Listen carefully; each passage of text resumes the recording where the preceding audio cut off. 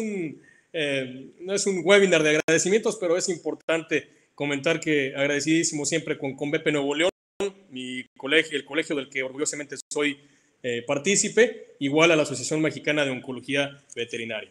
Pues bueno, vamos a iniciar con esta presentación. Espero les guste tanto como a mí me gustó hacerla. Creo que es un tema muy importante, un tema que en verdad creo yo que tenemos un poquito olvidado y necesitamos reacondicionarnos para evitar problemas que más al ratito vamos a estar platicando. Si hay alguna duda, con toda confianza, no me molesta para nada que me interrumpan, incluso lo podemos llegar a hacer de manera más interactiva. Entonces, pues vamos a dar inicio con esta charla. Pónganse cómodos y listos. Muy bien, antes de empezar a platicar del tema en sí, quisiera yo empezar preguntándoles, colegas, ¿qué tanto de la clínica que hacen ustedes, de esos casos clínicos, a la semana, a los meses, al mes, al año, tienen pacientes con condiciones patológicas urinarias? Son varios, estoy seguro que son varios. Y la pregunta es si realmente estamos abordando a esos pacientes de manera adecuada. Y van a preguntarme ustedes qué tiene que ver con la parte oncológica. Ahorita van a ver de manera un poquito más puntual hacia dónde voy. Si gusta, pasamos a la siguiente diapositiva, por favor. Aquí en la clínica hicimos esta encuesta. Realmente no es una encuesta oficial o avalada por algún organismo internacional. Es una encuesta muy casera, vamos a comentarlo. Es una encuesta que hicimos entre los colegas aquí en Nuevo León y nos damos cuenta que durante un mes, un año, una semana, como les comentaba, las consultas que tenemos de pacientes, gatos y perros, con problemas urológicos, urinarios, ya sea del tracto urinario bajo o alto, son alrededor, doctores, del 15 al 20% de las consultas. De esos 20%, una gran mayoría en algún momento llegan a ser gatos, casi el 50%. Un poquito menor, los perros. Vamos a pasar a la siguiente, por favor. Y aquí mi pregunta es para ustedes, y se los dejo de tarea. No, si podemos, eso es. ¿Cómo nos estamos abordando? Si podemos la anterior, doctores, por favor. La anterior diapositiva, gracias. ¿Cómo nos estamos tratando? ¿Cómo nos estamos abordando? ¿Estamos recibiéndolos en nuestro consultorio prácticamente con la misma signología de siempre? Hematuria o poliacuria. ¿Y qué hacemos? ¿General de orina nada más? ¿Mandamos antibióticos? ¿Y ya no les damos seguimiento? Médicos, esos pacientes que están de manera recurrente presentando problemas urinarios son potenciales pacientes oncológicos en un futuro. ¿Se han puesto a pensar eso? Yo creo que tenemos que cambiar un poquito la manera de abordar a estos pacientes. Tenemos que aprender a darle seguimiento. Tenemos que integrar todo lo que tenemos actualmente en nuestras manos para poder llegar no solo a un tratamiento para un signo de una posible enfermedad que está de manera incipiente presentándose. ¿Ok? Entonces, vamos con esta plática. Yo quiero que al final de esta hora y media que estemos aquí, podamos al día siguiente, mañana, llegar a nuestras clínicas con una mente un poquito más abierta y tomar en cuenta que una sola infección urinaria no es nada más tratarla con un medicamento, sino para dar ese tratamiento hay que ser integrales, hay que establecer un plan terapéutico, hay que estadificar al paciente. Ahora, la importancia que tenemos nosotros como médicos y si queremos de alguna manera motivarnos más, se las platico en las siguientes diapositivas. Si podemos pasar a la siguiente diapositiva. Nosotros, médicos veterinarios, tenemos una importancia tremenda a nivel de la medicina humana. Gracias a nosotros, técnicamente, y no quiero sonar presuncioso, gracias a nosotros, los medicamentos que actualmente a nivel oncológico se están ofreciendo en la línea humana tienen que pasar primero por manos de médicos veterinarios, la gran mayoría. Y si no me creen y quieren más motivación, vean este artículo. Este artículo comprueba que el cáncer a nivel vesical urinario más común, que es el carcinoma urotelial, a nivel de los perros, es compatible, se ha demostrado por medio de genómica, que el 93 a 95% del parecido del cáncer urotelial en perros es compatible con lo del humano. Esto quiere decir que es nuestra obligación poder diagnosticarlo de manera adecuada y reportar los tratamientos que están siendo efectivos, porque eso inclusive puede llegar a ser usado a nivel medicina humana. Vamos a ver la siguiente diapositiva en otro estudio, y no quiero yo tampoco atiborrarlos de estudio, pero vean el gran parecido. Aquí está un poquito volteada la imagen. Luego, si gustan, les puedo pasar ahí el contacto, el link. Pero en este estudio se menciona que la ubicación, la localización de los tumores, hablando exclusivamente del carcinoma uroterial, y ahorita les voy a explicar por qué hablo de él en casi toda la presentación, pero la localización, la ubicación, la forma en que se comporta la neoplasia es tan similar a la del humano. Entonces, a lo que voy es que ya no estamos atados de las manos. Técnicamente, los mismos medicamentos que podemos llegar a usar nosotros para este mal se pueden llegar a usar para las personas. ¿Ok? Entonces, esto hay que tenerlo en cuenta por la importancia que tenemos que tener o darle a nuestro trabajo todos los días en cuestión de pacientes en vías urinarias. ¿Ok? Vamos a pasar a la siguiente, por favor. Entonces, así concluimos con estas tablas que a nivel, ya hablando de medicina veterinaria y en perros, el cáncer de vejiga más común, y no es que sea el único, va a ser el cáncer urotelial o el antes llamado carcinoma de células transicionales. Ya ahorita la manera de mencionarlo ya no es la misma que hace 10 años. Antes se conocía como CCT, carcinoma de células transicionales, pero no es correcto. ¿Okay? Para mi punto de vista, obviamente las células transicionales las podemos encontrar en la mayor parte de los órganos huecos. ¿Okay? Entonces, si vamos a decir carcinoma de células transicionales, tenemos que especificar que está en el urotelio. Pero para que no se lleguen a complicar, vamos a llamarlo como carcinoma urotelial. Y estamos viendo que, aunque es, si gustan, vamos a pasar a la siguiente, por favor, aunque es el 2% del total de los cánceres, a la siguiente, por favor. Exactamente. Ahí quería yo mostrarles. Vean esta gráfica, doctores. De todos los cánceres en perros, y ahorita les voy a explicar por qué a los gatos vamos a hacer un punto aparte, los gatos son de otro planeta, ahorita les voy a explicar. Pero en el caso de los perros, de todos los cánceres que existen o que se llegan a presentar, solamente el cáncer urotelial forma el 2%. ¿Ok? Es muy baja la incidencia, pero a fin de cuentas son estadísticas, doctores. Y las estadísticas son en base a casos que se han reportado. Yo estoy seguro que si nosotros podemos empezar a poner un poquito más de atención hacia lo que estamos haciendo en este aspecto, esas cifras se pueden llegar a elevar. ¿Ok? Fíjense nada más, si se alcanza a ver en la pantalla, los otros tipos de cáncer en vejiga urinaria, el porcentaje tan pequeñito en proporción al cáncer urotelial, ¿cómo están? Y esta gráfica es importantísima que se la graben, médicos, porque tenemos que más del 24% de los procesos inflamatorios que aparentemente llegaran a ser algún tipo de cáncer en vejiga, llegan a ser solamente cistitis polipoides. La importancia de esto, médicos, es que tenemos que empezar a acostumbrarnos a que no cualquier nódulo que vemos en ultrasonido, no cualquier sedimento urinario que llegamos a ver el pleomorfismo celular tiene que ser cáncer urotelial. Yo ahorita les voy a platicar una experiencia que tuve hace algunos años y que me enseñó muchísimo, que aquí a lo que voy es que el diagnóstico final siempre lo va a tener la histopatología.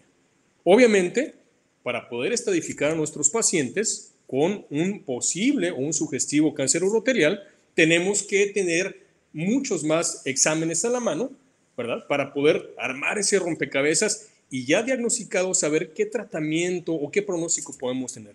Pero esta gráfica, doctores, de verdad, tómenla mucho en cuenta. Sí, es un porcentaje muy pequeño el que tenemos de pacientes con cáncer urotelial, Los libros marcan 2%, efectivamente, pero dentro de todas esas anormalidades en la vejiga urinaria, vean también ahí lo que les estoy comentando.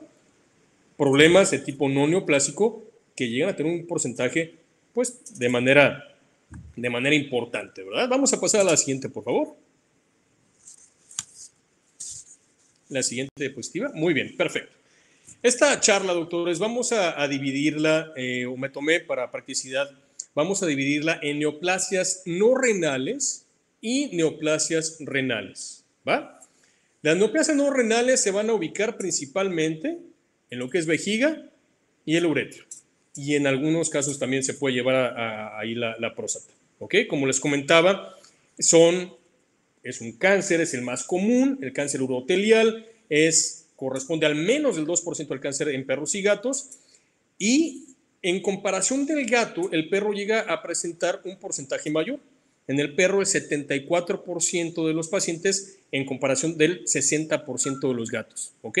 Y por lo regular, tanto en perros como en gatos, la edad de presentación promedio va a estar entre los 8 y los 11 años.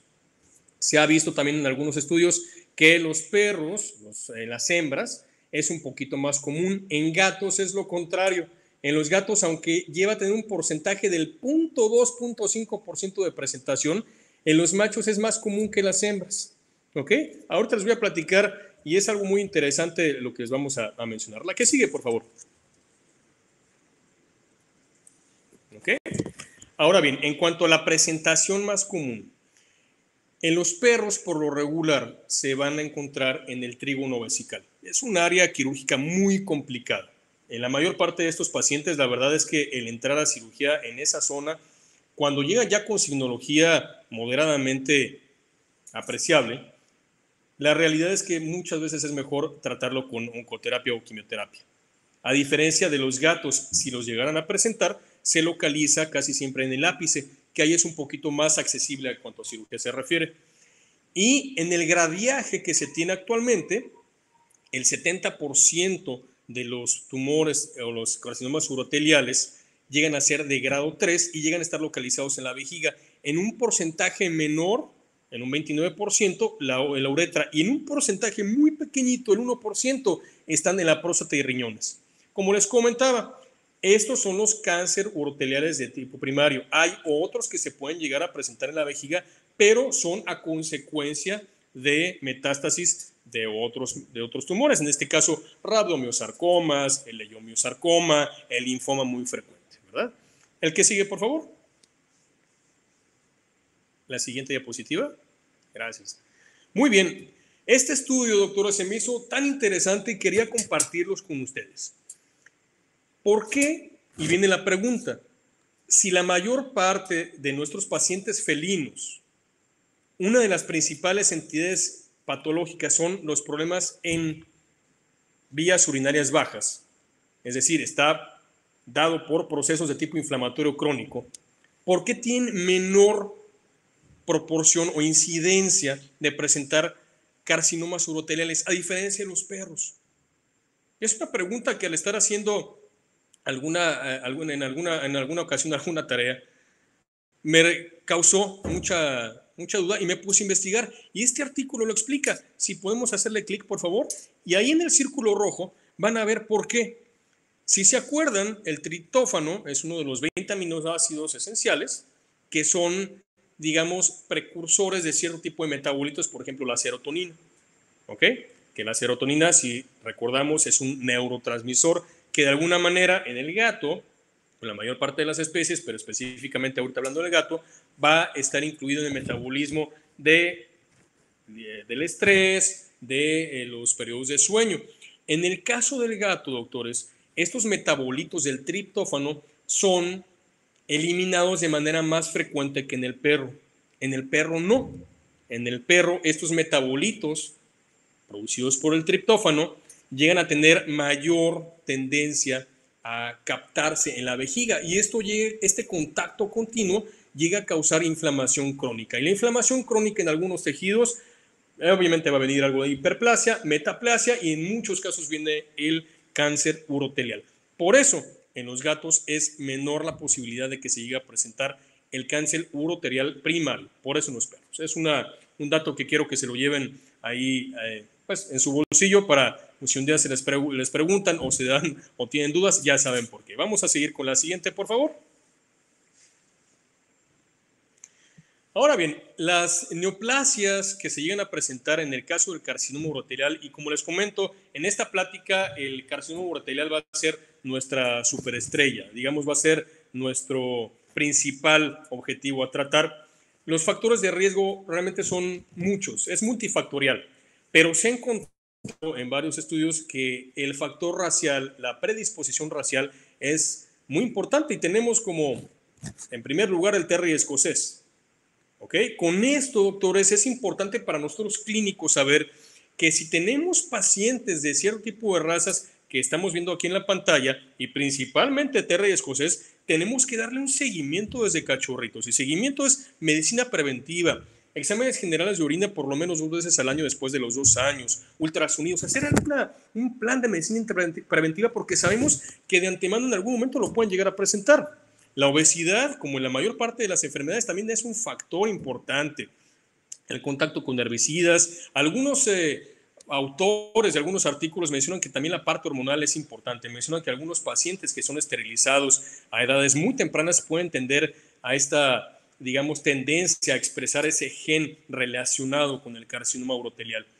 Y bueno, las cistitis crónicas, que ahí es, yo creo, es a donde yo quisiera llegar con ustedes. Esos pacientes que están llegando a consulta cada mes, cada 2 meses con hematuria y que estamos mandando medicamentos, estamos mandando alimentos especiales y reincide una y otra vez. Esos pacientes probablemente el problema que están teniendo de raíz, médicos, no es una infección, no es un problema inflamatorio, es como les comentaba hace ratito, son pacientes potencialmente candidatos a este tipo de carcinoma urotelial. ¿Ok? Ahora bien, una parte importantísima también es esos pacientes que a nivel oncológico estamos tratando, por ejemplo, con un protocolo, un CHOP, de Wisconsin de 19 semanas, o esos pacientes, en resumen, para los pacientes que tenemos en protocolos para el control del linfoma, que tenemos que incluir ciclofosfamida. Bueno, el contacto continuo con la acroleína, que viene en la siguiente diapositiva, por favor, si podemos pasar. La acroleína es uno de los productos de desecho de la ciclofosfamida. Y si esta acroleína está en contacto continuo con la pared interna de la vejiga urinaria, podemos llegar a tener que ese paciente que a lo mejor salió del linfoma, probablemente en un año o en un plazo de 6 meses, esté presentando problemas neoplásicos en vejiga urinaria. Por eso es importante, doctores, que al momento de que estén manejando ciclofosfamida en estos tipos de planes terapéuticos, usen ya sea furosemida o mesna para poder ayudar a diuretizar y evitar que esta acroleína pueda estar en contacto de manera permanente con el tejido vesical. Ahora también hay investigaciones como las que le estoy poniendo aquí en la pantalla, en la cual la acroleína está también en alimentos procesados, en las frituras. Inclusive también es importante comentarlo a nosotros humanos, que nos encanta, por lo menos a mí la comida, las frituras, todo ese aceite o parte del desecho del aceite contrae arsénico y también trae acroleína. Esto, el contacto continuo, la ingesta, puede llegar a provocarnos tanto a nosotros como a los perros, porque hay cierto tipo de alimentos elaborados que tienen digamos, proceso de elaboración de alimentos, pueden llegar a tener también en algún momento carcinoma urotelial. Y a mí me gusta mucho compararnos nosotros, humanos, en el caso de los perros, por el hecho de que compartimos el ADN casi en su totalidad del cáncer. Entonces, los mismos cuidados que tenemos que tener con nuestros pacientes, los tenemos que tener con nosotros. ¿Ok? Entonces, mucho ojo, doctores, con nuestros pacientes, con el contacto con la acroleína. Vamos a pasar a la siguiente, doctores. Entonces, como verán, los factores son es un problema multifactorial. Anteriormente, en la gráfica que les mostraba, veíamos de manera muy puntual que los carcinomas uroteliales, aun cuando formaban de esa entidad oncológica de lo que hay a nivel urinario, gran parte también pueden llegar a ser procesos de tipo no neoplásico.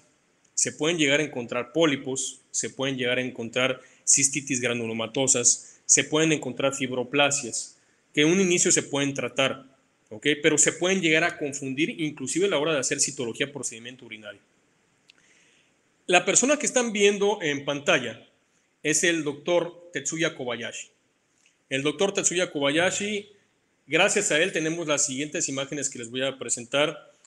Los que tuvimos la oportunidad de estar presentes en el Congreso de AMONCOVED de la Asociación Mexicana de Oncología, ahora en diciembre, obviamente fue por línea. Este doctor es fenomenal, es una persona que de verdad yo no tenía el gusto de conocerla, sus presentaciones súper interactivas y las analogías que nos mostró para poder identificar desde ultrasonido o más bien diferenciar entre un proceso oncológico y algo no oncológico, de veras se los quiero compartir. Estas imágenes son autorizadas por el mismo doctor Kobayashi. Me di la tarea para que no vayan a pensar que son robadas, ¿ok? El doctor sabe y de veras me dijo que de parte de él les manda un saludo muy, muy afectuoso y las comparte con mucho gusto para que les sirva en su práctica clínica diaria. Y él, la analogía que hace es las imágenes que tenemos en ultrasonido comparadas con alimentos que por lo regular ahí en Japón llegan a consumir de manera más frecuente. Por ejemplo, en el ultrasonido podemos llegar a ver estas imágenes que están apareciendo en pantalla y los llegamos a comparar con estos hongos que se usan en la industria alimentaria, ¿ok? Entonces, si ustedes hacen ultrasonido y llegan a tener un paciente con sospecha de algún carcinoma urotelial, pero en la imagen de ultrasonido tenemos esta imagen, posiblemente lo que tienen no es una neoplasia, sino un pólipo. Vean la imagen, la comparativa, y en verdad de veras es fenomenal esta analogía. Vamos a pasar a la siguiente. En el caso de los leiomiomas, fíjense cómo tiene el parecido a esa imagen anecoica que llegamos a ver en el ultrasonido al momento de resecarla. Fíjense cómo tiene el parecido a una fruta, la fruta de lichi, es una fruta exótica que está principalmente o se cultiva o se da en la parte, en China y bueno, toda esa parte del mundo. Pero vean esa analogía. Entonces, si llegan a ver esta imagen en un ultrasonido, probablemente lo que tengan no sea una neoplasia, sino sea un leiomioma, que de alguna manera hay que retirarlo, pero tenemos la tranquilidad, si así se puede decir, que al momento de retirarlo, obviamente se manda a histopatología, pero tenemos la tranquilidad de que muy probablemente sea algo benigno. A comparativa de la siguiente que vamos a ver, ya cuando tenemos un carcinoma urotelial, vean el parecido que tiene en el centro a una coliflor. ¿Ok?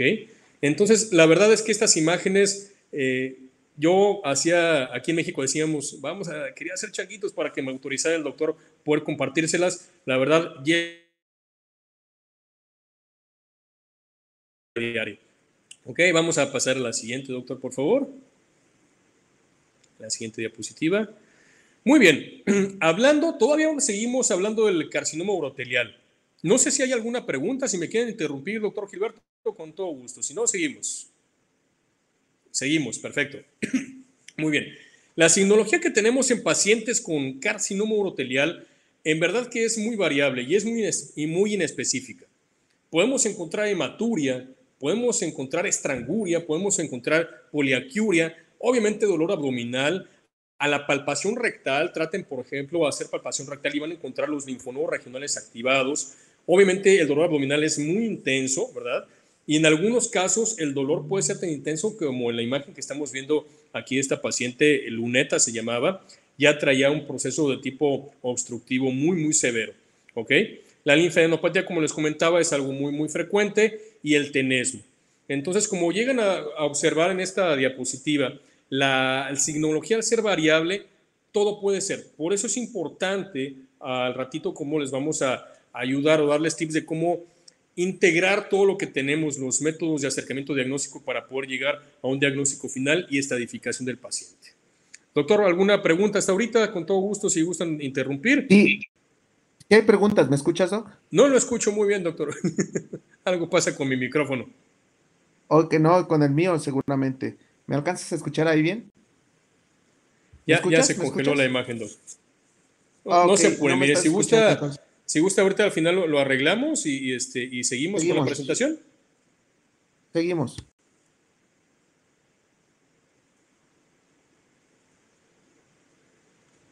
Una disculpa a todos. Le comentaba al doctor Gilberto hace ratito que mis audífonos no son de primera mano, los compré abajo de un puente y creo que salieron mal. No, no es cierto. Vamos a seguir, doctores. Muy bien. La siguiente diapositiva, doctores. ¿Ahí me escuchas, Doc?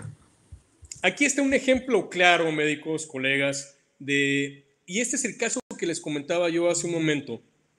Es una experiencia muy personal, en el cual teníamos todos los elementos para poder en algún momento decir que muy probablemente este paciente padecía de un proceso neoplásico.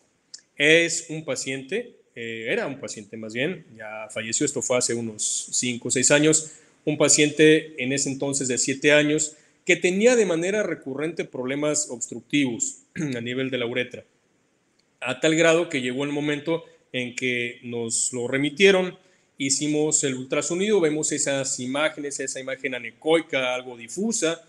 Al momento, bueno, ya con el historial que teníamos de este paciente, nos aventuramos a tomar una biopsia porque digo, ya era la cuarta, quinta vez que reincidía, algo no estaba bien definitivamente.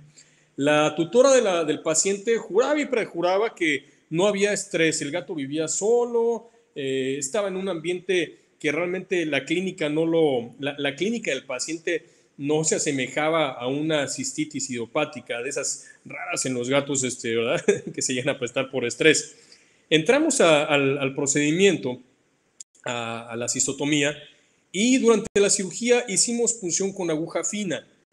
Ojo, la punción con aguja fina no se hace en vejiga, en próstata, o no se recomienda cuando es ecoguiada. ¿Por qué? Porque si llegara a ser un proceso neoplásico, corremos el gran riesgo que a la hora de sacar la aguja podemos reimplantar o implantar o sembrar, como ustedes le quieren llamar, esas células neoplásicas y se nos complica todo. Hay autores que dicen que no, hay muchos que dicen que sí. Yo prefiero ser preventivo y les recomiendo que si van a hacer una citología la puedan llegar a hacer ya sea por cistoscopía o por técnica Viat. En este caso, como ya habíamos entrado a cirugía, antes de tomar la biopsia, hacemos esta citología, hacemos citología transquirúrgica y obtenemos esas imágenes. Si se llegan a observar, son células que se tienden a agrupar en placa con un pleomorfismo de ligero a moderado. Son lesiones que llegaran a aparecer o llegaran a dudar incluso de ser algún tipo de carcinoma. Obviamente con esta imagen nos vamos directamente a tomar la biopsia, se manda a histopatología y bueno, en ese momento yo tratando de investigar, veía yo que en los gatos era rarísimo que se llegara a presentar los carcinomas uroteliales. Yo ya estaba pensando en cómo armar el caso y presentarlo, ya estaba pensando yo en el tratamiento y llega el resultado, médicos, y no era un carcinoma, era un proceso inflamatorio intersticial, no era cáncer. Entonces, a lo que voy, a pesar de que tengan o crean ustedes tener las imágenes, tanto citológicas como del examen general de orina, como el urocultivo, como el análisis del sedimento urinario, no es cáncer hasta que tengamos la histopatología. Entonces, mucho cuidado de adelantarse a un diagnóstico sin antes tener ahora sí que las pruebas en la mano. Esta fue una experiencia que la verdad que me ayudó muchísimo para mi práctica clínica posterior y ahorita si yo veo esas imágenes citológicas o esa imagen de ultrasonido, la verdad primero prefiero irme con calma y esperarme al resultado de histopatología. Vamos a la siguiente, por favor, médico. A la siguiente, ajá. Muy bien. Les hablaba yo ahorita de cómo integrar los métodos de acercamiento diagnóstico y estadificación del paciente. Por lo menos en oncología veterinaria, y creo que en oncología humana también, no se debe de empezar ningún tratamiento, médicos, si no tenemos estadificado al paciente. Y la estadificación se va a alcanzar principalmente cuando tenemos, además del diagnóstico histopatológico, toda la integración de los métodos de acercamiento diagnóstico, citología, imagenología, hemogramas, perfil químico. En el caso del cáncer, del carcinoma urotelial, la histopatología se puede llegar a hacer por cistotomía, como les mostraba en el caso anterior, o por cistoscopía, perdónenme. Ya aquí en México, y yo estoy seguro en muchos países de Latinoamérica tenemos ya la oportunidad de hacer endoscopía y entre ellas también la endoscopía para tomar biopsia, ¿ok? En el ultrasonido, ¿qué vamos a encontrar? Bueno, ya les presentaba yo anteriormente las imágenes del doctor Kobayashi, pero en el caso de carcinomas casi siempre van a ser zonas o una imagen hiperecoica, ¿verdad? Y que es casi siempre negativo al Doppler, porque también se pueden llegar a presentar algunas presencias de coágulos, doctores. Entonces tengan mucho cuidado con esa parte, pero el ultrasonido también va a ser importante definirlo. Y acordándonos que el comportamiento del cáncer urotelial en los perros llega a ser casi siempre en el trígono vesical, si llegáramos a ver una imagen sugerente de una neoplasia en el trígono vesical, bueno, ya tenemos ahí una palomita que muy probablemente tengamos a ese paciente con un tipo de problema oncológico, ¿ok? En la radiología es importante también, doctores, porque acuérdense que la mayor parte de los pacientes que ya traen un diagnóstico o sugerentes de un carcinoma urotelial, al momento del diagnóstico, el 15 a 20% de ellos ya presentan metástasis, ¿ok? Entonces, incluyan también en sus planes de estadificación radiografías de tórax, ¿ok? Y también radiografías de columna lumbar. Desafortunadamente, parte del comportamiento de este carcinoma urotelial tiende en ocasiones a mostrar imágenes radiológicas con lisis en las vértebras que están, obviamente, arribita de la vejiga, que son las lumbares. Entonces, ya cuando tenemos ese tipo de problemas, estamos hablando de un cáncer urotelial ya grado 4. Ahorita les voy a mostrar cómo lo podemos gradificar. En la palpación rectal, ya les comentaba hace un momento cómo podemos identificar si hay linfonodos reactivos y probablemente ya invadidos o invasivos de este problema. En el caso del urinálisis, ahorita les voy a mostrar una técnica que pueden llegar a hacer. Acuérdense, eviten hacer la punción con aguja fina. Se puede hacer un sondeo que le llaman sondeo traumático y con eso se puede llegar inclusive también a hacer la valoración del sedimento urinario, ¿ok?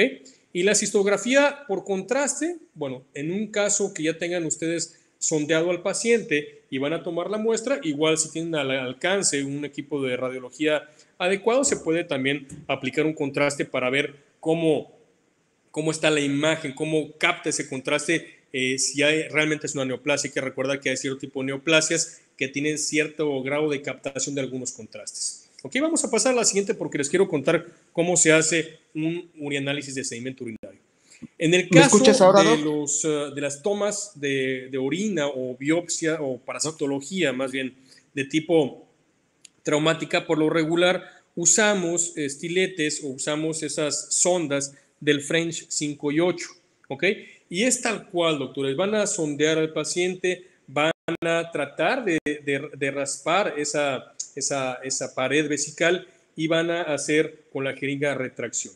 ¿Okay? Vean cómo en ese orificio que tienen las ondas uretrales va a quedar algo de material y ese material lo van a colocar sobre una laminilla. Esa laminilla, acuérdense, hay que distribuir bien el material con otra laminilla, una técnica muy sencilla que es la citología.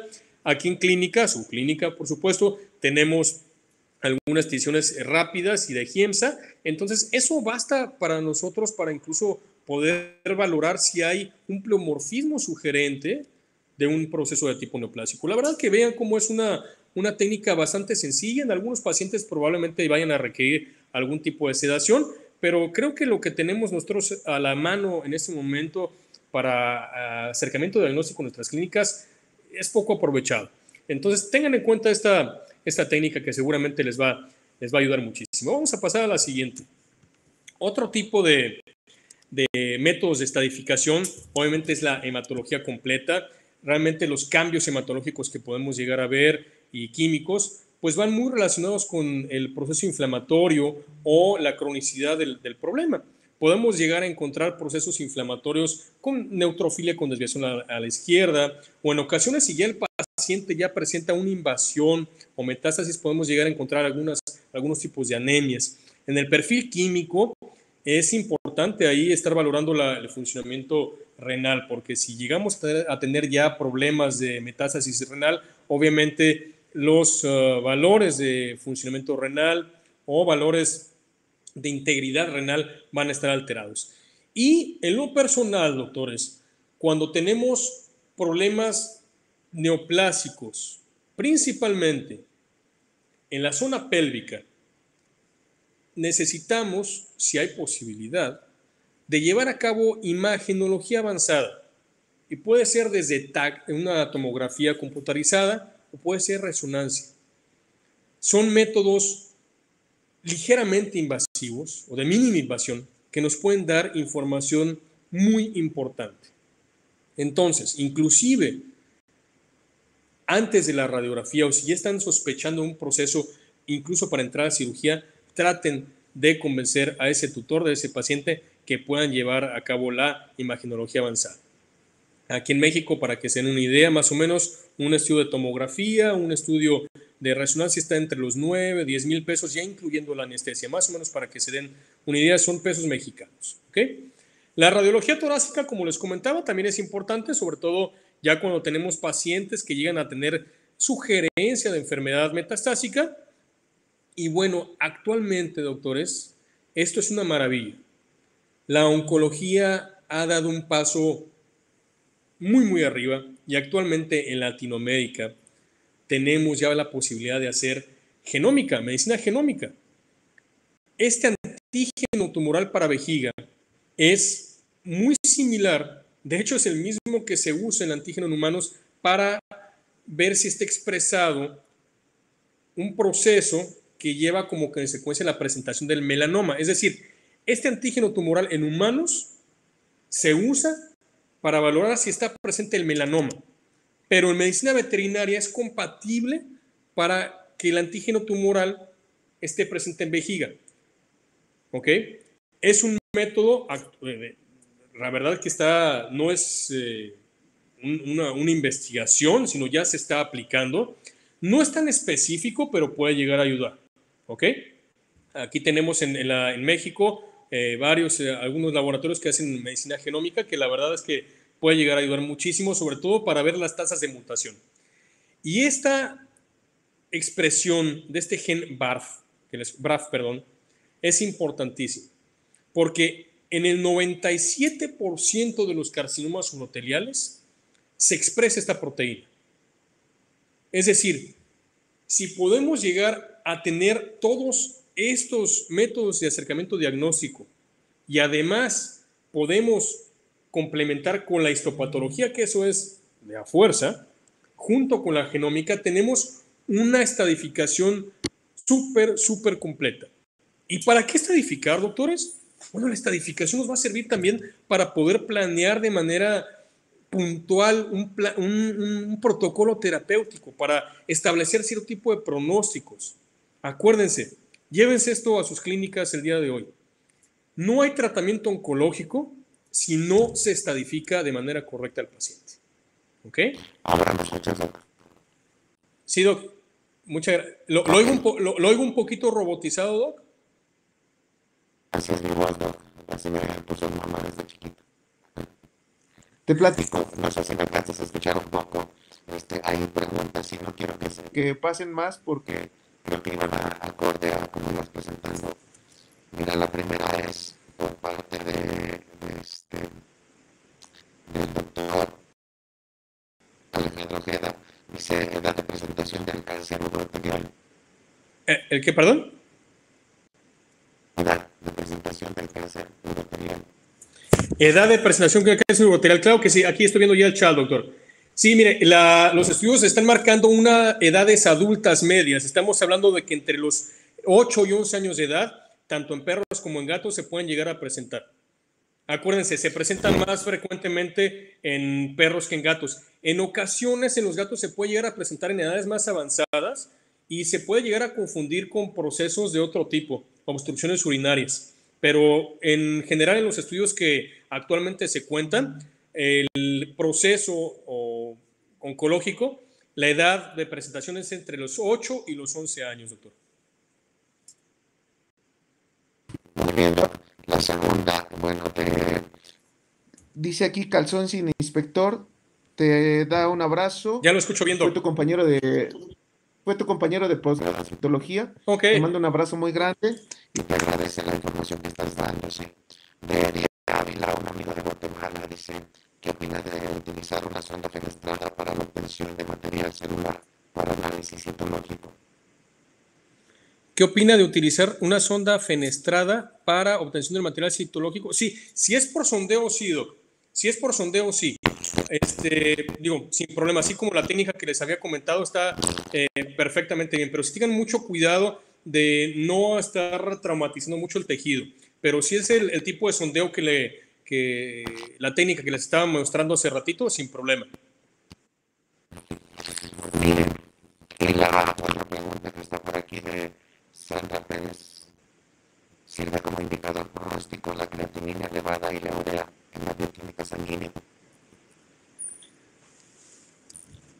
Aquí está ya la pregunta en el chat. ¿Sirve como indicador pronóstico de la creatinina elevada? Sí, obviamente. Digo, si tenemos nosotros ya un carcinoma urotelial y tenemos esos valores elevados, obviamente estamos hablando ya de un daño renal severo u obstructivo. Entonces, sí, el pronóstico sí es un método pronóstico, pero acuérdense que no es el único. Esas son todas, Doc. Si quieres continuar, por favor. Claro que sí. Adelante. Gracias. Muy bien. Si hay alguna otra pregunta, con toda confianza, no me enojo, ¿eh? Vamos a seguir con la siguiente, doctores, por favor. Muy bien, aquí está lo que les comentaba, la genómica, cómo ha dado pasos agigantados los últimos 5 o 10 años, y ya podemos, desde una muestra de sangre, doctores, de sangre periférica, esos llamados microarreglos, se puede llegar a valorar si está presente o si se está expresando esta proteína, este gen, que está relacionado íntimamente con la presentación de este cáncer urotelial. Hay cantidad de artículos actuales. Este artículo, si no mal recuerdo, es del 2020, 2018, perdón, 2020, perdón. Entonces, la verdad que hay información importantísima y acuérdense, hay que estar actualizados en este tema porque son métodos que cada vez se van haciendo menos invasivos para el paciente y muchísimo más diagnósticos. Obviamente, acuérdense que la histopatología es la madre de todos los diagnósticos, ¿ok? Vamos a la siguiente, por favor. Esta tabla, doctores, es la estadificación que tenemos que tener en nuestras clínicas, en nuestra libretita, cuando tenemos oncológicos relacionados con carcinoma urotelial. Actualmente, la Organización Mundial de la Salud tiene estos 4 niveles, estos 4 tipos de estadificación. Tenemos al cáncer urotelial E1, o tenemos un grado 0 a un grado 1. Es decir, que el tipo de neoplasia solamente está en urotelio, pero no hay signología. Es por eso que les comentaba hace un momento, hay que tener cuidado con esos pacientes que están de manera frecuente reincidiendo, ¿ok? Entonces, abusado con este tipo de pacientes. En el caso de los carcinomas uroteliales E2, corresponden al grado 1, al grado 2 y al grado 3. Y son los que por lo regular se van a llegar a presentar en nuestras clínicas, doctores. Estos llegan a estar invadiendo ya la lámina propia, músculo y en muchas ocasiones el peritoneo. En el caso de los carcinomas uroteliales E3, son los de grado 4, es decir, abarca todas las capas. Ya es cuando inclusive por ultrasonido ves unas figuras aberrantes que ahí ni siquiera ya convendría incluso pensar en cirugía, sino en un tratamiento a veces inclusive paliativo.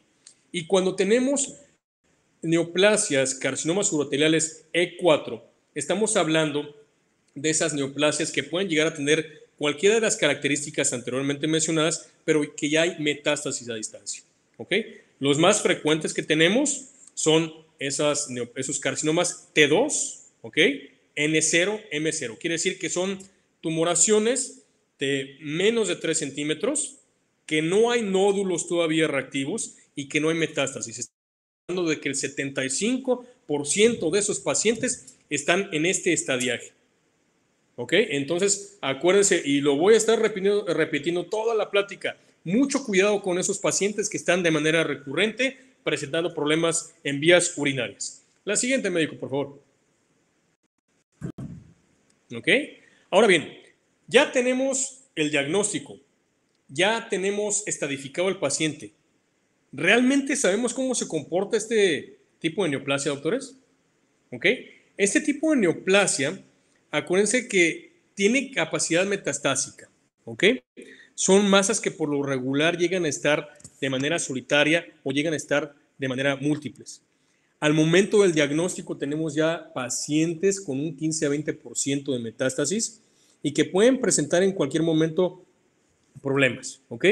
Las metástasis, como les comentaba, las más frecuentes son en linfonodos regionales, en las vértebras lumbares, que acuérdense que radiológicamente las llevamos a ver con problemas de lisis en las vértebras, vaya.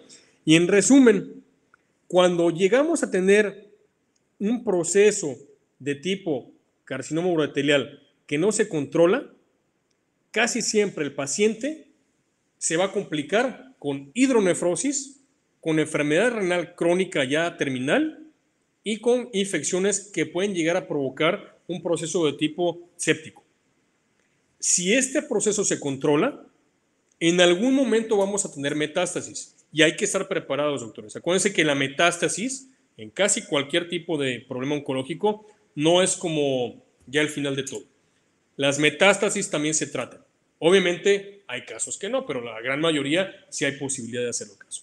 Entonces, acuérdense, ya tenemos cómo sospechar de un paciente con carcinoma urothelial, cómo diagnosticarlo, ¿ok? Cómo estadificarlo y cómo se comporta.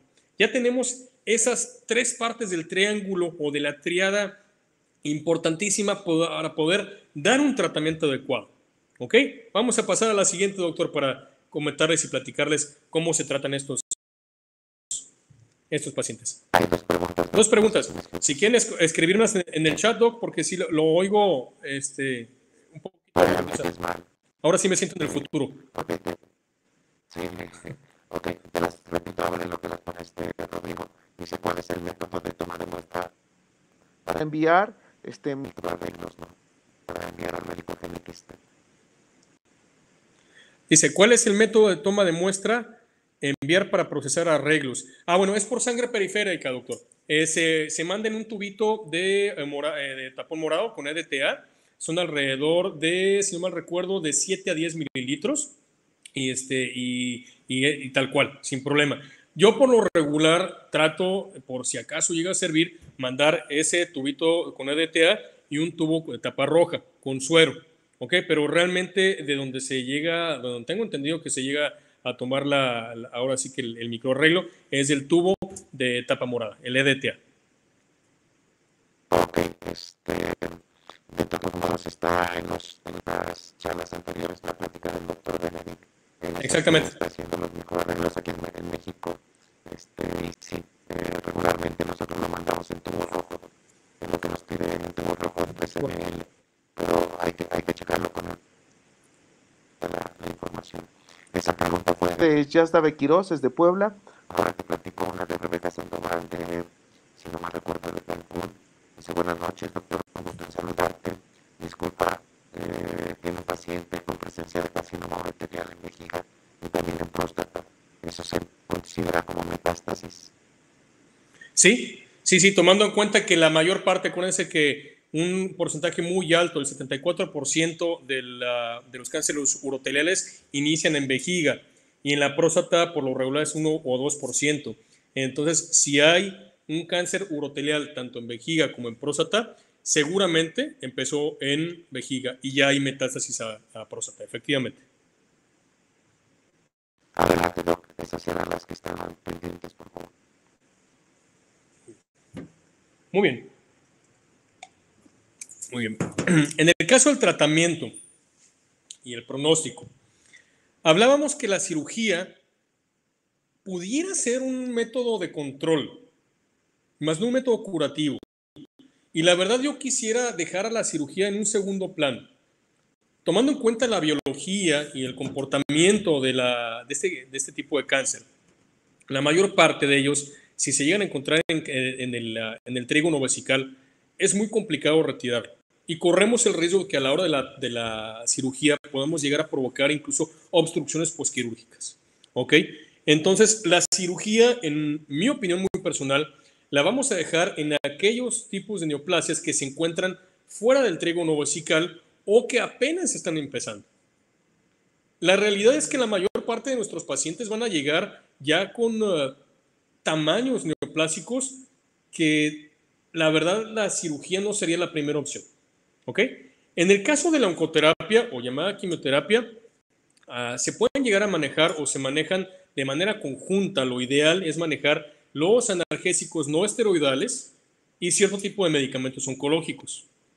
En esta tabla que les pongo aquí, estamos viendo si solamente se llevaran a cabo, se diera solamente analgésicos esteroidales, nada más le muevo aquí. Si se llevaran a cabo solamente analgésicos no esteroidales, el tiempo medio de sobrevida es muy corto, doctor, es de 6 meses. Y los AINES tienen un efecto antiangiogénico. Si recuerdan la angiogénesis, en resumen, es la capacidad de algunas neoplasias de derivar nuevos vasos sanguíneos por los cuales se van a estar alimentando. ¿Ok? Al momento de controlar la inflamación, esta neovascularización va a ser menos. Entonces, se ha demostrado que pacientes que llegan a tener solamente como tratamiento analgésicos no esteroidales, puede ser piroxicam, puede ser meloxicam, deracoxib, firocoxib. Yo en lo personal uso mucho el firocoxib. Tienen un tiempo medio de sobrevida de 6 meses. ¿Ok? Por otro lado, si solamente se usan medicamentos oncológicos como el carboplatino, la doxorubicina, la mitojantrona, la vinblastina o la gemcitabina, el tiempo medio de sobrevida tampoco difiere mucho, de hecho es mucho menor. El tiempo medio de sobrevida son 4 o 5 meses. Pero, si llegamos a combinar esos agentes no esteroidales con esos medicamentos oncológicos, tenemos tiempos medios de sobrevida mucho mayores. Estamos hablando, por ejemplo, que si combinamos un AINE con la mitojantrona, la tasa de respuesta, aunque no supera el 50%, tiene una buena aceptación y el tiempo medio de sobrevida es de 10 a 14 meses. Si llegamos a combinar un AINE con un carboplatino, 250 miligramos metro cuadrado cada 3 semanas, la tasa de respuesta es ligeramente más alta y el tiempo medio de sobrevida es un poquito más baja. Ahora bien, si a estos AINES y a estos medicamentos oncológicos específicos que les comentaba, añadimos inhibidores de tirosina quinasa como antiangiogénicos, podemos llegar a superar los 14 meses. Ahorita les voy a platicar de un caso, ¿verdad? Es ahora sí que nuestro caso estrella de esta noche. Ahorita vamos a platicar sobre él. Y bueno, también quiero hablar sobre los inhibidores de tirosina quinasa. De hecho, Laboratorio Chemovet maneja, uno de ellos es el imatinib, si no me equivoco. La verdad que puede llegar a ser muy buen, una excelente arma terapéutica. En lo particular, aquí en clínica manejamos imatinib y también manejamos el toceranib, que es, bueno, no quiero hacer comercial, pero es el compuesto activo. Si no, ya no me van a invitar. Entonces, tenemos también en el caso, por ejemplo, de los nuevos medicamentos, el benfuranib, que inhibe la expresión de este BRAF, de esta proteína, de este oncogen, ¿verdad? Que va a promover el crecimiento de este tumor. Entonces, tenemos un arsenal de opciones, en verdad, que no estamos ya atados de manos, hay cómo tratarlo. Y también tenemos en esos pacientes, por ejemplo, porque va a haber pacientes que no van a responder de manera adecuada a la oncoterapia, a todo lo que estoy comentando, pero se ha visto que el clorambucilo aplicado a 4 miligramos, ¿ok?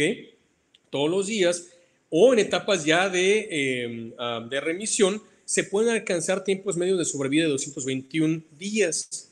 ¿Okay? Esta ciclofosfamida, el laboratorio Chemovet también la llega a manejar y en verdad que en esta dosis de 4 miligramos, a diferencia de las 6 a 8 miligramos, que sí puede llegar a crear ciertos trastornos a nivel gastrointestinal, es la misma función. Entonces, tenemos otra opción más para poder tratar este tipo de cáncer.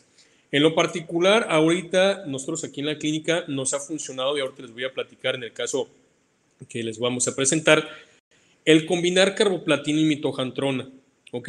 Y añadir un inhibidor de tirosina quinasa. Nos ha resultado fenomenal. Obviamente, quisiera pensar yo, ojalá que en todos los pacientes sea igual. Este paciente, la verdad que es un paciente modelo. Entonces yo, ojalá que este tipo de protocolo que les estoy dando, yo el tipo, la recomendación, lo puedan implementar en sus clínicas cuando tengan este tipo de carcinomas y me compartan ver cómo fue la respuesta, porque en lo particular a nosotros nos ha ido súper bien. Vamos a la siguiente, médico, por favor. Muy bien, de hecho, aquí está este caso. Esta paciente es una paciente que viene de Corea del Sur, como han de saber, y si no saben, aquí en Nuevo León está la planta de Kia. Sí, de Kia. Entonces, los últimos 3, 4 años, muchas personas originarias de Corea del Sur se vinieron a vivir aquí al estado de Nuevo León. Y una de ellas fue esta señorita. Seoyin se llama la señorita. Nos permitió de manera totalmente legal poner ahí la foto de su perrita Sarang. A esta paciente no, fue remitida de un hospital de referencia de aquí de la ciudad, porque por biopsia incisional se había detectado o se había diagnosticado un carcinoma uroterial. La verdad que al momento de que viene esta señorita, que en ese momento apenas hablaba español, venía en verdad en un llanto, en un mar de lágrimas, porque es su perrita que la había acompañado desde Corea del Sur, se le iba a morir, que qué hacía, no conocía. La verdad que cuando tenemos este tipo de casos, más nos llega a impactar y más nos obliga a investigar sobre cómo podemos llegar a mantener a este paciente lo más que se puede. Ella es una maltés todavía, es una maltés de 12 años de edad, en ese momento también era cardiópata, ¿okay? Con una insuficiencia valvular mitral, un soplo de 3/6, intolerancia alimentaria, es atópica, ¿ok? Que de ahí nosotros creemos que pueda llegar a ser una de las consecuencias de este cáncer uroterial. Acuérdense que los problemas de tipo inflamatorio crónico pueden llegar a causar cierto tipo de metaplasia en algunas células y dar como consecuencia, en este caso, el cáncer uroterial. Y la principal motivo de consulta fue hematuria, inapetencia y poliactura. Vamos a la siguiente. En este caso, al momento de que llega ya con el diagnóstico, aquí está el diagnóstico, esto fue el 24 de mayo, doctores. Estamos el día de hoy a enero de 2022 y la paciente, ahorita como vamos a ver en la siguiente fotografía, ya no hay o está controlado la neoplasia. Vamos a ver la siguiente diapositiva. Bueno, aquí se toman los exámenes que les comentaba, hay que estadificar, hay que ver que no haya problemas anémicos, hay una trombocitosis reactiva, pero inclusive no hay una leucocitosis que estaríamos esperando que pudiera estarse presentando. Vamos a la siguiente, doctor. En el perfil químico realmente todo está dentro de lo que cabe normal, la glucosa ligeramente baja, eso saben que puede ser por el ayuno, y el nitrógeno ureico está ligeramente arriba porque al momento ella de ser intolerante al alimento, su tutora le da dieta pues natural, se le llaman, esa carne preparada. Entonces estamos adjudicándole al nitrógeno ureico en sangre arriba a ese tipo de situación. Pero si como pueden llegar a ver, todos los valores están dentro de lo que cabe bien, ¿ok?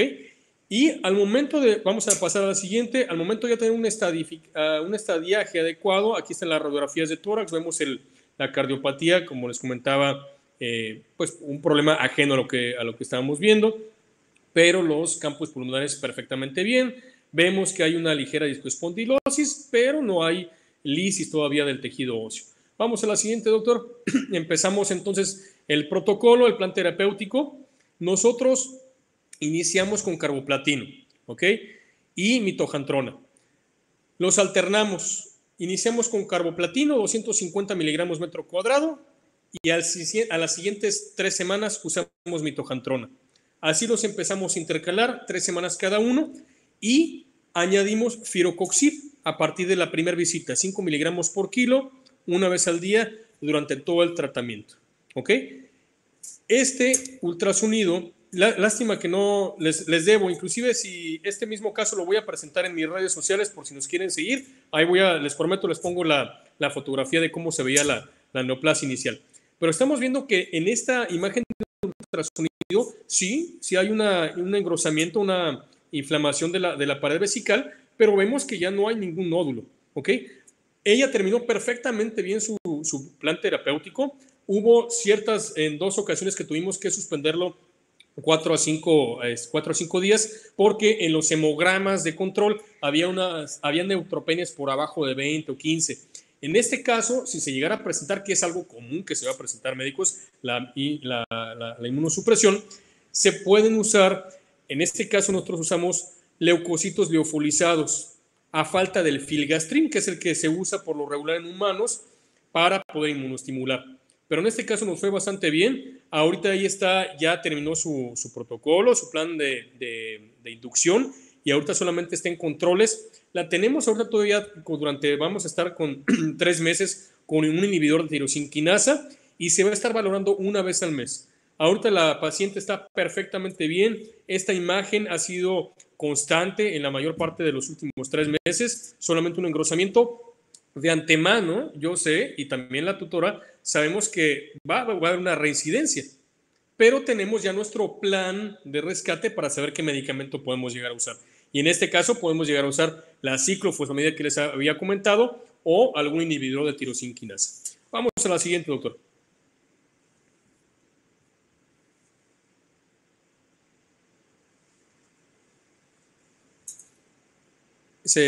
Creo que se congeló la imagen, doctor.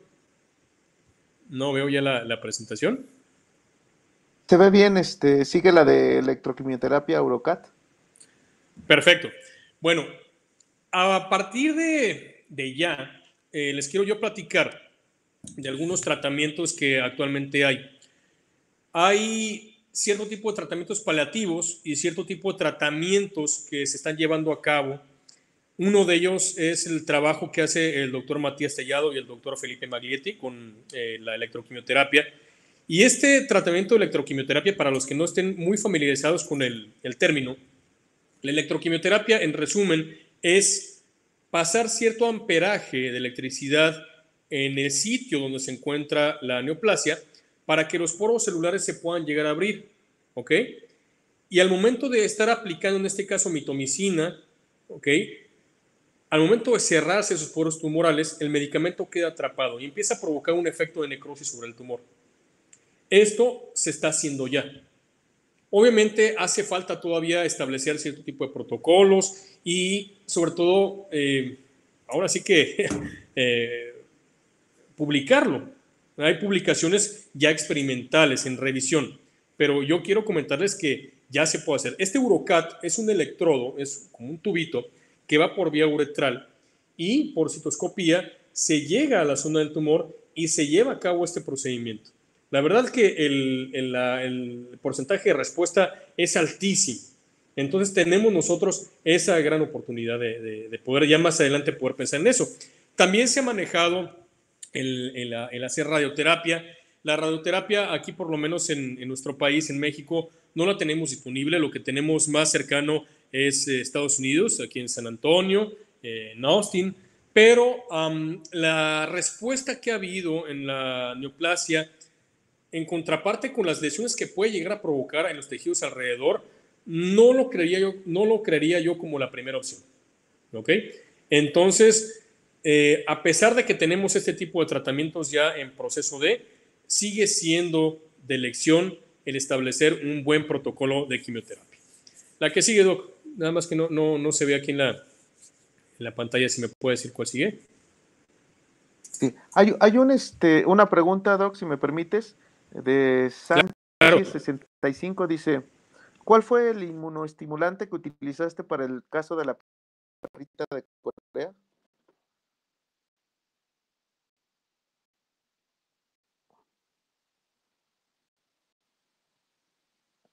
No te escucho, Doc.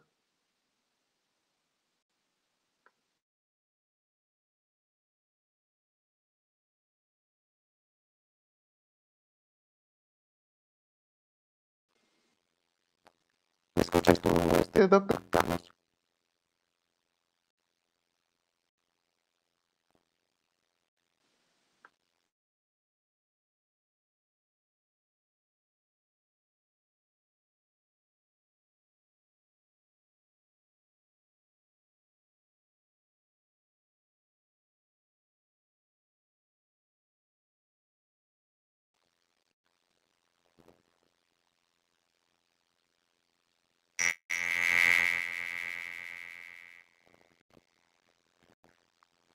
Si te quieres quitar los AirPods, ya te los quitaste, Doc. ¿Me escuchas? ¿Doc, Carlos? ¿Tú me escuchas? Ninguno. Ninguno lo escuchamos. Vamos a tener que entrar y salir. Si te quieres quitar los AirPods, yo ya me estoy escuchando, creo. Ya me escucho yo.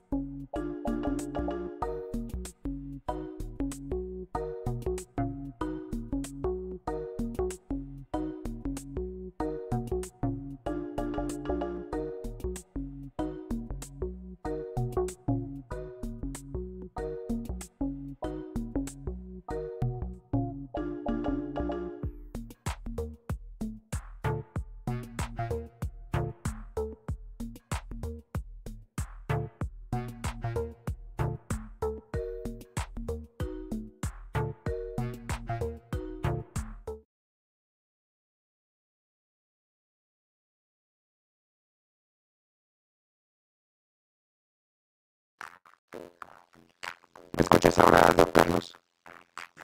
¿Me estás escuchando? ¿Me escucha, Doc? Yo te escucho bien. Yo te escucho bien. Ok, yo lo escucho un poquito robotizado, pero si me escuchan y me están viendo, adelante, Doc. Perfecto, Yo te escucho bien, sí, te escucho bien. Bien. ¿Puedes hablar otra vez? perfecto. Ahí estás. Ahí estás.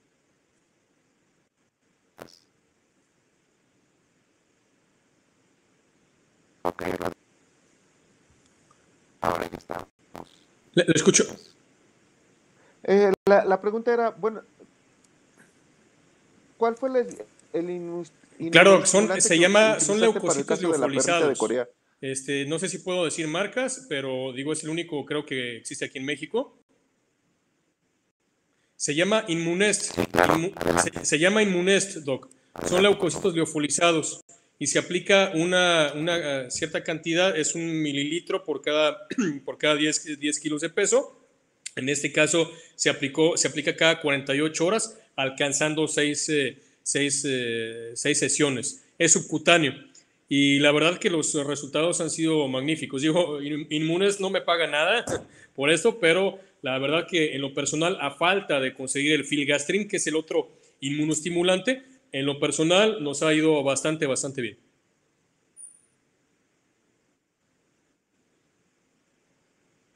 Sí, debes de estar tranquilo, aquí no tenemos ninguna marca, realmente, pues utilizamos nosotros Chemovet, comercializamos nosotros Chemovet, es una marca que ha resultado maravillosa, pero puedes tú hablar libremente, no hay anuncios que pagar, ni nada por el estilo.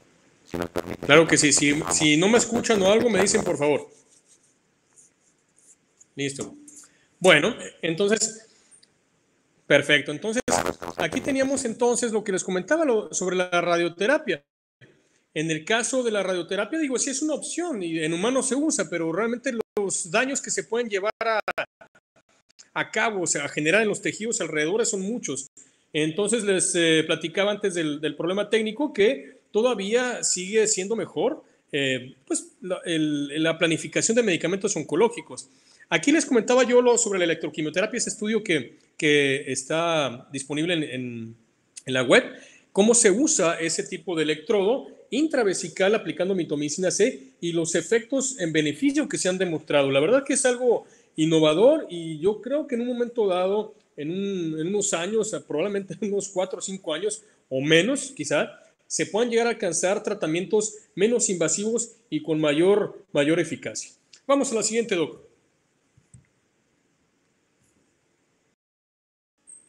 Muy bien. Ahora bien, este artículo, doctores, es fresquecito, es de este año, es de enero del 2022 y actualmente se acaba de comprobar que este inhibidor de tirosinquinasa llamado lapatinib es ahorita el primer tratamiento del tratamiento de primera línea que se ha demostrado que tiene una eficacia altamente por arriba del 80% para la eliminación del carcinoma urotelial, cuando este carcinoma ya está invadiendo músculo.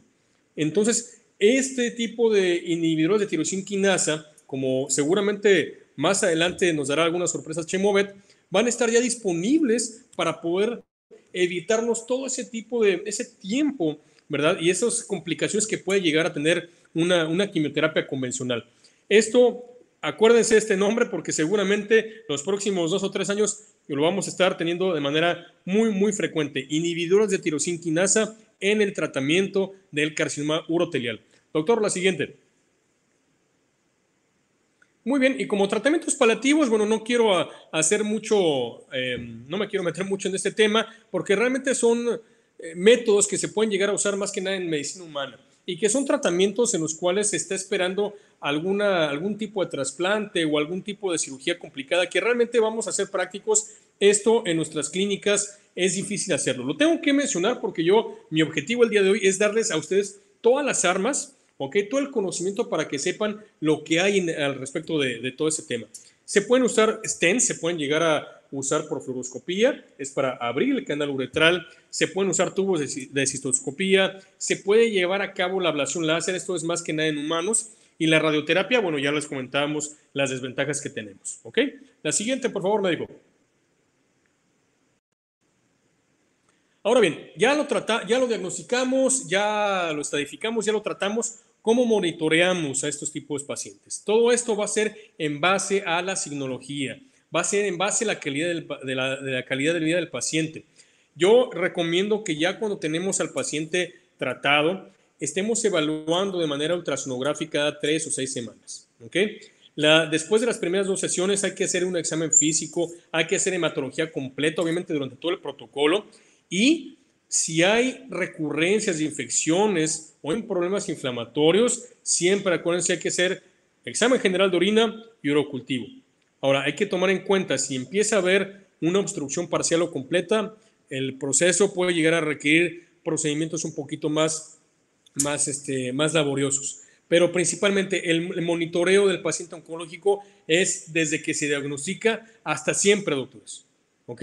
Y tomen en cuenta, la base de la monitorización en el carcinoma urotelial es ultrasonografía y el examen de sedimento urinario. La que sigue, doctor. Muy bien, ya casi ya para terminar, no se me duerman, ya vamos a terminar. Vamos a hablar sobre las neoplasias renales, que es la otra parte. Es algo no muy común, es muchísimo menos común cuando son de tipo primaria, doctores, ¿ok?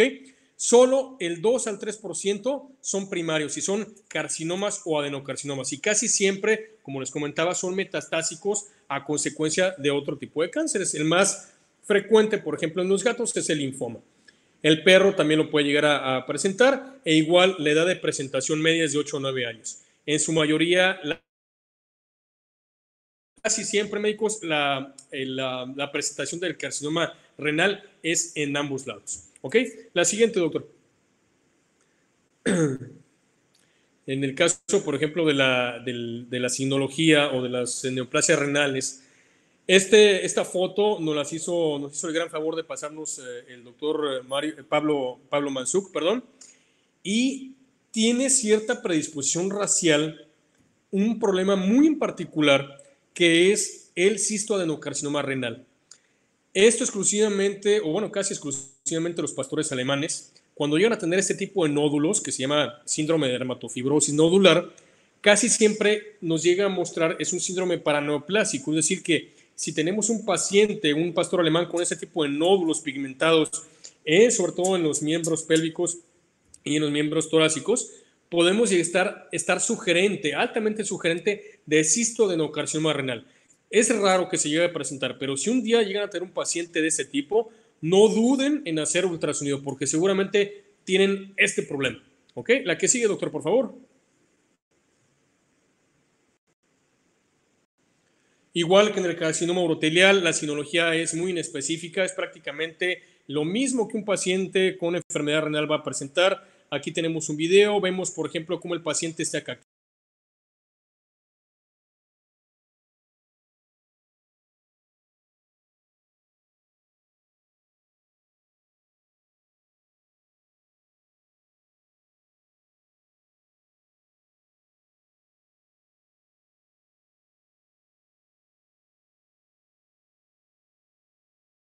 Vamos a la siguiente, doctor, por favor.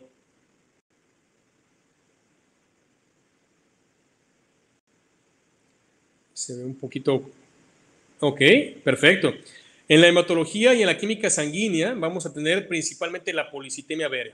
Es decir, es una producción exagerada de glóbulos rojos, que la sangre se hace espesa y eso es clásico del carcinoma renal. Hay obviamente leucocitosis, hay hematuria, hay proteinuria, hay anemia azotémica, ¿ok? Entonces, si se fijan, son signos hematológicos químicos que no son muy específicos a reserva de la policitemia vera. Entonces, tenemos que hacer otro tipo de métodos también de acercamiento diagnóstico, como es también el ultrasonido. Vamos a la siguiente, doctor, por favor. ¿Ok? El diagnóstico, como en el carcinoma urotelial, aquí siempre va a ser, acuérdense, la histopatología.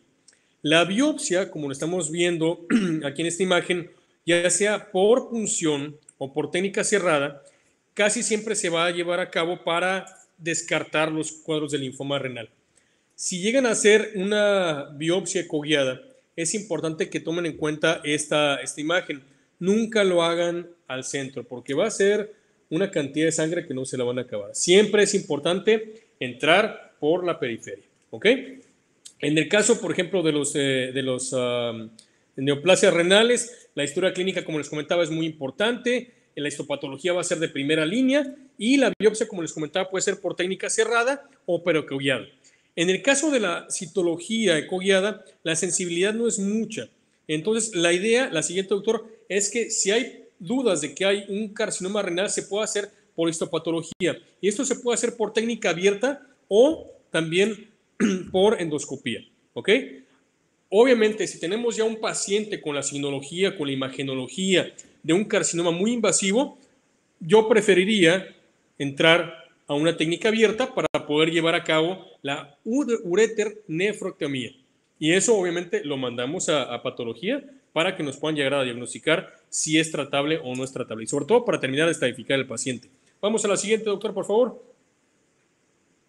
Ajá. La estadificación se usa igual, como les comentaba, la escala TNM. Tenemos aquí si el tumor, qué tamaño está, ¿okay? Si es único, si está invadiendo a uréter, si está invadiendo a tejidos alrededores, si hay metástasis. Y todo esto se llega con los exámenes complementarios que habíamos platicado al inicio, doctores. Ya en base a esta estadificación, vamos a ver, ya junto con histopatología, qué tratamiento podemos llegar a dar. Desafortunadamente, la siguiente, doctor, en el caso de los carcinomas renales, no está todavía muy indicado, no hay todavía un protocolo en específico. En las neoplasias primarias, en los riñones, como les comentaba, no son muy comunes, pero vale la pena mencionar al nefroblastoma o el tumor de Wilms. Casi siempre se va a presentar en pacientes pediátricos, ¿ok? Y la mayor parte de ellos, al momento del diagnóstico, ya hay metástasis.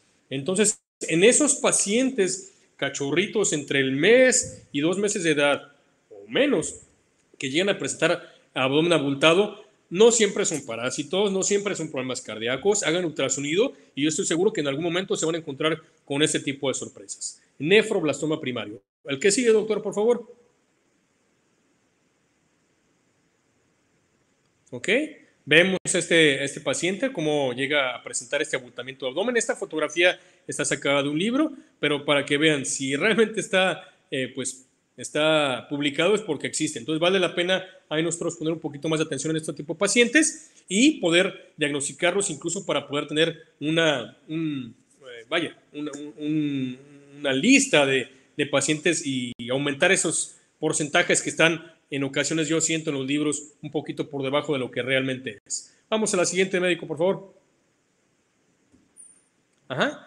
Bueno, este es el cistoadenocarcinoma que les mencionaba de la foto que nos hizo el favor de pasarnos el doctor Pablo Mansuk en el pastor alemán. Y bueno, en el 50% de los pacientes que llegan a presentar ese tipo de problemas, desafortunadamente ya hay metástasis. Ojo, los quistes en hembras pueden ser lesiones incipientes de la enfermedad, ¿ok?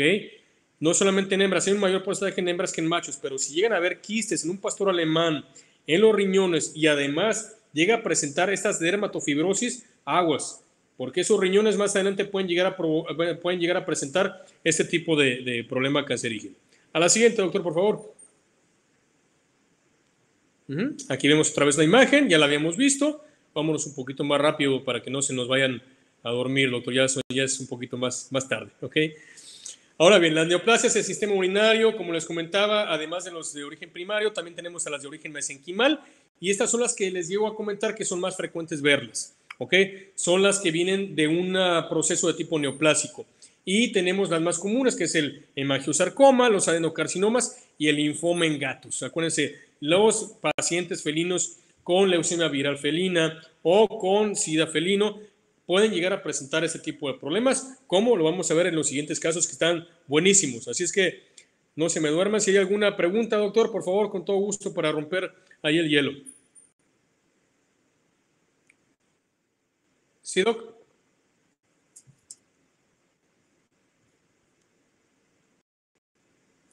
Efectivamente.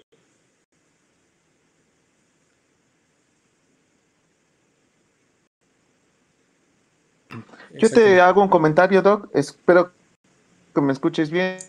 Sí, la literatura. Sí, también la verdad es que habla los libros, lo que les de comentaba la hace ratito, Doc, y usted dermatofibrosis ahorita en me está dando el la pastor respuesta, alemán. los libros Últimamente he reportan porcentajes y casos casos que no en son base a lo que se está, digamos, pastores reportando. alemanas. Pero en realidad Alemán, yo pues, estoy casi seguro que esos porcentajes, esos casos, esa incidencia pueden ser aún más. Yo creo que parte de nuestra obligación como médicos veterinarios y sobre todo en el área oncológica es reportarlos. Hay que acostumbrarnos a publicar. Y yo estoy seguro que unos años más adelante todo esto que estamos viendo ahorita va a cambiar. Pero efectivamente, Doc.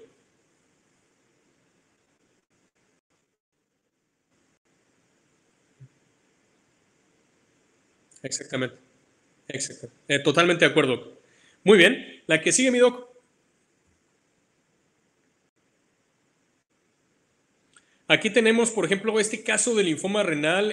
Sí, como Este decía caso Laura Peruso, ¿no? pasó mi muy estimado amigo y compadre, el doctor Saúl Martínez, excelente médico especialista en medicina felina. Este caso fue de un linfoma renal y fue de origen primario. Este paciente gato no tenía ni virus de leucemia ni virus de inmunodeficiencia felina. Entonces, para que vean, digo, son casos muy contados, pero acuérdense, si están reportados es porque hay. Entonces hay que buscarlo. Así se ve la imagen, vean esa imagen de ese riñón todo ecogénico, esa densidad ecogénica, esa ecogenicidad, perdón, está tremenda. Obviamente este paciente se sometió a un procedimiento quirúrgico, se retiró ese riñón, pero el otro, como ven en la imagen ventrodorsal, también ya estaba afectado y no fue más de 3 o 4 meses que tuvieron que dormirlo. Vamos a la siguiente, doctor, porque es un caso que me encanta, la verdad que, digo, no por el desenlace, pero fue algo de mucho aprendizaje. El que sigue, doctor, este es el mismo gatito. Le mando un saludo al doctor Saúl Martínez. Y bueno, este caso es de nosotros, doctor. Este fue un paciente que llegó a la clínica con mareos, tenía algo de síncopes, se desmayaba, tenía el abdomen muy tenso, dolor abdominal y había mucosas pálidas en algunas horas del día. Nos lo traen a la clínica, si gustan a la siguiente, por favor. Y haciendo todo nuestro examen de acercamiento diagnóstico, vemos estas radiografías que realmente no aportaban mucho. Había una zona de consolidación a nivel de la zona del abdomen medio, pero realmente lo que nos llevó a tener que entrar a cirugía fue la imagen de ultrasonido que vamos a ver a continuación, doctor.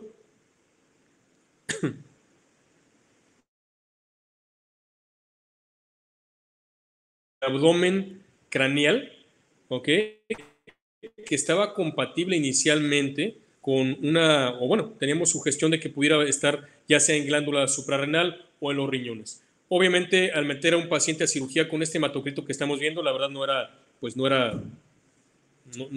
lo profesionalmente adecuado. Entonces, siempre que tengan ese tipo de casos, hay que tomar en cuenta que hay que transfundir al paciente, que ese es otro tema de una plática hermosa, la verdad. Vamos a la siguiente, doctor. Lo que hicimos con este paciente fue conseguir un donador, se estadificó, vemos que a nivel químico estaba dentro de lo que cabe bien. A la siguiente, doctor, por favor. Conseguimos al donador, resultaron ser ADA1 positivo los dos, entonces tanto Drago, que es el Golden, le donó sangre a Peque. Incluso a la hora de la transfusión, vean, de hecho hay un video, doctor, ahí si pueden poner clic en el paciente el pequinés. Ajá. Vean cómo al momento de estar transfundiendo, la respiración muy superficial, ese decaimiento, ¿ok? Y técnicamente después de la transfusión, a las 30, 40 minutos, el paciente era otro. Si quieren, vamos a la siguiente, doctor, para que vean cómo está. Vean ahí las mucosas. Bueno, ya no. Y este es el otro video. Ya después de la transfusión, a las 30, 40 minutos, era otro totalmente. ¿Ok? Vean, hasta la curita movía. En ese momento ya estábamos listos para cirugía. No queríamos esperar más. Al momento de la cirugía, efectivamente encontramos un riñón, adherencias en el riñón. Y al momento de encontrar estas imágenes, si podemos poner el siguiente video, Doc, ahí de la imagen de la cirugía, hacemos nosotros, y yo los invito a que hagan citología transquirúrgica. Eso nos permite saber más o menos qué hay que hacer, si podemos llegar a retirar todo el riñón o simplemente lo cerramos. Vean cómo tenemos mucho cuidado al hacer la punción con aguja fina, ¿ok? De que no vaya a haber fuga de sangre o líquido. En ese momento, la doctora Berenice Ramírez era la anestesióloga, mantuvo al paciente pues en perfectas condiciones durante 10 minutos. Su servidor se baja a consultorio, hace la citología con tinción rápida y encontramos esas células, doctores. Todo eso se hizo en 10, 15 minutitos. Encontramos células con núcleos ovoides, con un citoplasma fusiforme altamente sugerente de un sarcoma. ¿Ok? Una lesión mesenquimal. Acuérdense que para ponerle nombre y apellido tendríamos que mandarlo a esta patología. Lo que hacemos en ese caso, como era una lesión única, la siguiente, doc, nos enfocamos a retirar todo el riñón. Ajá. Ahí vean, el riñón, el uréter, y lo mandamos a esta patología. Y nos están diagnosticando un hemangiosarcoma. ¿Ok? El paciente, obviamente, al momento de la cirugía, pues bueno, se mantuvo bien unos días. Se le manejó a la persona que había que hacer un plan terapéutico con medicamentos oncológicos. En este caso, dada la situación, no había otro órgano, ni el vaso estaba perfectamente bien. Iniciamos con un protocolo, con un plan con doxorubicina. El paciente desafortunadamente no pudo alcanzar su quinto ciclo. Al segundo ciclo se complicó un poquito más y bueno, tuvo que ser puesto a descansar, se eutanasió. Pero fue un caso, la verdad, que nos dio muchísimo aprendizaje. ¿Ok? El que sigue, Doc, por favor. Ya casi terminamos, compañeros. El tratamiento, bueno, como les comentaba ya, la última diapositiva en este tipo de neoplasias, la oncoterapia, aunque hay varios, la verdad es que no hay uno que demuestre que realmente vaya a servir. El método de elección ya diagnosticado o ya más o menos estadificado es el retirar todo el órgano, tanto el uréter como el cuerpo renal. Lo que sí les puedo comentar es que el pronóstico va íntimamente ligado al factor mitótico, es decir, si tenemos un factor mitótico menor a 10, tenemos un tiempo medio de sobrevida de 1200 días. Si tenemos un factor mitótico de 10 a 30, tenemos un 50% de esos días, es decir, va disminuyendo. De tal manera que si tenemos un factor mitótico mayor a 30, tenemos que el tiempo medio de sobrevida a la hora del diagnóstico es de 150, máximo 200 días. ¿Ok? En resumen, si tenemos un grado histológico, un estirpe histológico, histopatológico, carcinoma, el tiempo medio de sobrevida es de 16 meses. En los sarcomas es de 8 meses. ¿Ok? Son altamente agresivos, pero bueno, por eso es importante poder tener un método preventivo o atacar el problema desde en etapas tempranas. La que sigue, mi doc. Ya para concluir, ya para iniciar las preguntas, si es que hay.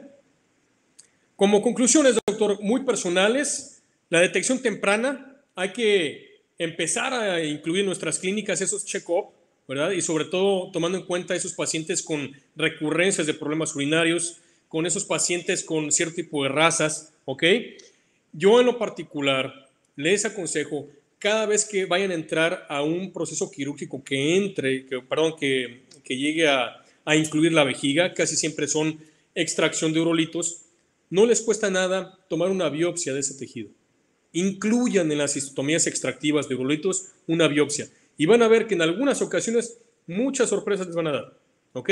Porque en muchas ocasiones, como les comentaba, estamos tratando la consecuencia, no la causa. El seguimiento del paciente, doctor, es importantísimo. Ya diagnosticado, hay que darle su seguimiento adecuado cada mes si hay posibilidad.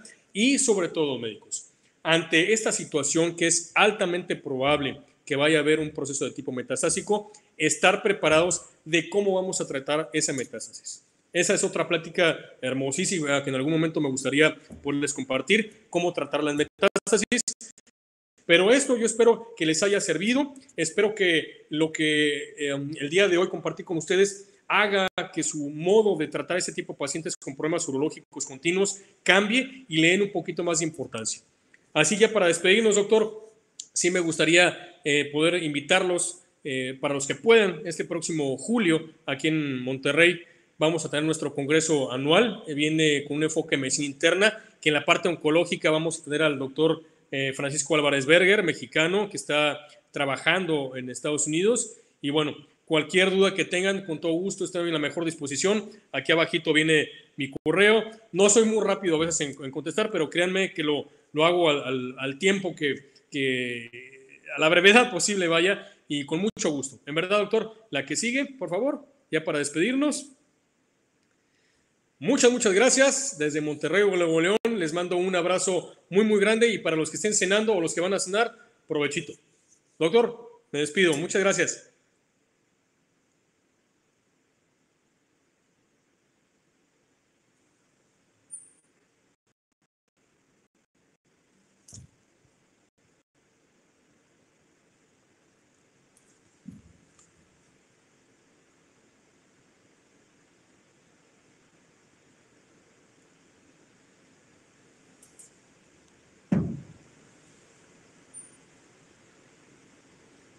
Creo que no lo oigo, mi doc.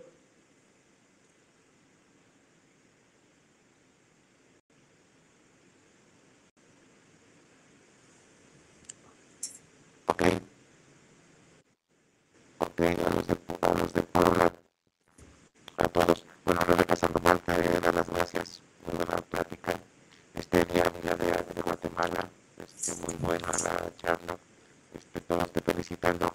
Y bueno, si no hay más preguntas, me gustaría, Rodri, no sé si nos puedes compartir el slide de la próxima charla, que va a ser en el próximo mes. Y agradecerte realmente, doctor Carlos Castro, realmente te agradezco. Espero que si no me oyes, me puedas leer ya después o puedas ver la charla. Realmente agradezco mucho la disposición que tuviste para platicarnos todo esto que nos estás diciendo de los problemas en vías urinarias, neoplasias en vías urinarias. Y pues solamente felicitaciones de parte de los demás y nos esperamos el próximo 22 de febrero con una plática de tópicos de cirugía oncológica. Doc, como siempre, muchas gracias. Agradezco realmente todo lo que nos enseñaste el día de hoy. Es grato escucharte, es grato recibirte en este foro. Te siguen felicitando, Ángel Moisés Luna Aguilar, muy buena charla y pues bueno, si no hay preguntas, nos despedimos y te vuelvo a agradecer nuevamente. Espero volverte a tener nuevamente en este foro. Es un placer tener a paisanos platicando de temas tan importantes como el que nos hiciste favor de platicar el día de hoy. Gracias, Doc. Y muchas gracias. Muchísimas gracias. Muchas gracias a ustedes. La verdad es un honor, me encanta poder compartir este tipo de situaciones y yo creo que no hay mejor manera de seguir creciendo y no hay mejor manera de poder aprender que el compartir. Entonces, muchísimas gracias a todos ustedes y cualquier detallito, por favor, con toda confianza para servirles. Muy buenas noches y nos vemos pronto. Un abrazo, que estés muy bien. Chao. Gracias a todos.